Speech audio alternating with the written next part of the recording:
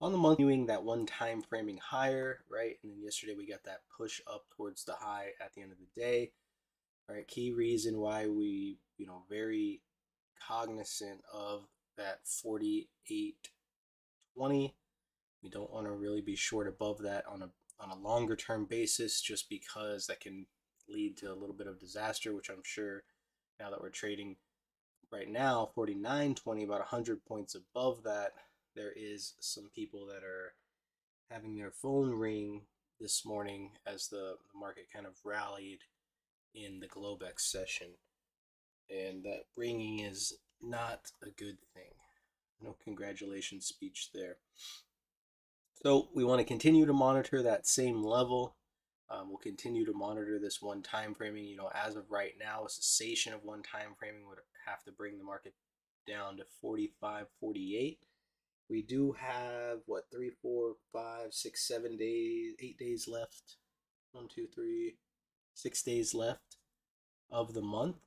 So likely odds that this low holds 47.18. We're about 200 points above that. If we were to drop that much in 6 days, let's do it the other way.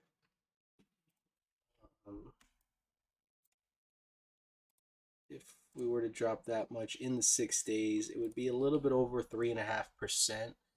That's a pretty significant move for just 3 days, something that we haven't really seen too often. So we're kind of assuming that that's going to hold. Of course, leading into the next month, that would be the cessation of one time framing, right? And then we also have, kind of developing single prints on the month, really showing, oops, that was a bad circle, but really showing that these momentum sellers that reoffered the market got squeezed hard, right? And that's kind of what we're assuming. Switching over to the week +4, so we continue to monitor last week's close, which was that 69.5, as an area that we'd like to see the market hang out above in order to continue getting strength. Now, we are trading around 49.20, like we've talked about. The next level up that I have is 49.40. And this is based off of a back adjusted contract, and I'll show you guys that when we get to the daily. But so far, you can see we have this very kind of mechanical low on the weekly, traded basically right off the previous week's high for the most part, a little bit farther, but for the most part right off the previous week's high, and then started to catch that bid. Now switching over to the daily, you can see we get another +4 bar here. Very close here. On Monday we had the open at 48.85 half. On Tuesday it was 48.85.75, so just very marginally a higher open. We traded lower initially before rallying, never taking that previous low, and kind of leaving this weak low here. We've got the low 48.74 quarter, and then this other low 48.73 half. To me, that's a weak low, very, very tight, and we'll kind of look at it on the profile once we get there. Now, how I'm getting these levels higher, even though we're at all-time highs, is I'm taking the futures contract and adjusting it for contract changes. So it's back adjusting the contracts. And so that shows us back in 2022, when we back adjust, the actual all-time high is 50.16 half, right? And so what I've been doing is I'm just kind of finding these equilibriums, and you can see this 49.40, which is the level I think that we trade to next. You can kind of see right here, we get these touches, right? We get a touch here, touch here, touch here, touch here, touch here, touch here, before that bigger fall. And so to me, that's a pretty decent amount of touches, right? We got 5, 6 touches there.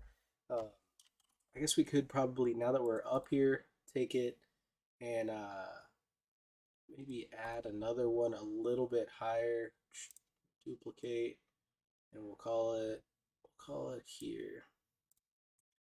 So 49.96 is going to be our next equilibrium up. And remember, these are just equilibriums, right? These are areas that we decide that the market has agreed upon price. The market has touched there before, and then traded there multiple times, and is, as anything, how equilibriums are formed. And if you're unsure of an equilibrium, think about something that you purchase all the time. Think about you go buy a soda out of a vending machine. Well, when I was a kid, a soda out of a vending machine was $1, right? Now it's like $3, maybe more. But that's a pretty consistent thing, and it may fluctuate if you go into the grocery store or um, the gas station or the petrol station if you're in Europe, um, or Walmart. The price of a soda may change, you know, sparingly, but it seems to kind of always come back or be around a certain spot. And that spot is what we call an equilibrium in the market. And so that's kind of what we're getting here, right? So the market traded up, touched that spot, traded down, came back up. They didn't really like it, so they had to trade away from it. They came right back up to it, didn't like it again, had to trade away from it. This time they came through it, bounced off of it, came back through it, came back down, came back up to it. So you can kind of see, right, how those equilibriums are formed, and then they really didn't like it. They're like, no, no, no, no, soda needs to be cheaper. It's too expensive. Um, and so that's just kind of how I get these levels. Now, if we get above the 5016, right, we're basically fucked above there. There's no other levels above there, so there's nothing else we can do. Now, switching over to the profile, a little bit of review from yesterday, right? Very similar look. And this is kind of one of those situations where I was talking about where you look at the profile, it's kind of a B-shaped profile. And initially it was kind of showing that B shape. And we started to get some sequencing off the low, finally got that liquidation break, leaving some Brad prints behind, and then finished on a spike. But not necessarily a B-shaped profile because of how the market ended, right? We actually ended on the stem, and typically a B-shaped profile starts on a stem. So just something to kind of be aware of. Now, if we do jam these together, you can kind of see, what's going on here. It looks like the market liquidated down, you know, ran out of selling, rallied back up, liquidated again, ran out of selling again, and then traded higher, leaving most of the volume stuck here, 85 to 81, and for the most part, probably a lot of momentum traders trying to short the highs. Now, remember, we've talked about this, and it's just a very dangerous game trying to be a hero and call the top and say, this is it, the market's done going up. It's better to be late on the trend than early, in my opinion. It just tends to work out better as far as for your pocketbook. Now, settlement from yesterday was 48.95. So let's go ahead and move this bad boy up.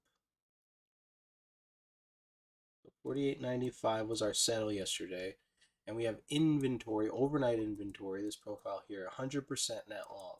Okay, and we had a +4 yesterday, and we're going to be opening up on a pretty substantial gap. We got 20 to 96, so we're looking at about 25-point gap here, maybe 20-point gap by the time this thing opens. Anything bigger than a 10-point gap typically is better off waited to be traded. We do have some flash manufacturing PMI and some flash services PMI 15 minutes into the market today, so that could cause a little bit of volatility and may be worth waiting for it to come out before getting too ambitious. But the key here today, especially with this +4, and it's also a breakout of balance, right? We had a 2-day balance here, and we're breaking out of that balance. So one thing I'm looking for is a gap that doesn't fill. That's how I'm going to be looking to get long. Is a gap that doesn't fill. And with this big gap here, should we trade back below the settle? I think we definitely trade back to this 85. And so if we do get close to this settle, I really will be looking for the market to kind of fail below this 98, 4900 level basically 4,995, I guess we could call it. Looking for it to fail there and trade it back down into the 80s. So looking for like a nice 20-point trade there, as I think the breakdown from there could be swift. Maybe a little bit of caution at the 90 just because it's a weak volume area, but there's that opportunity for that short there. Now to the upside, what's going on here? What I'd like to see is I'd like to see it hold this upper distribution here, and this upper distribution is from about 12 to 18. So we got a little bit of a range, 6 points, but I'd like to see it hold this area. I'd like to see the bids start to step up, and that's going to show acceptance of these higher prices. It's going to really kind of be confirmation of the breakout from balance and give the opportunity for us to trade up to our equilibrium number, which is that 40, 4090, 4940. So we could take here, call number 7, EQ, save, load.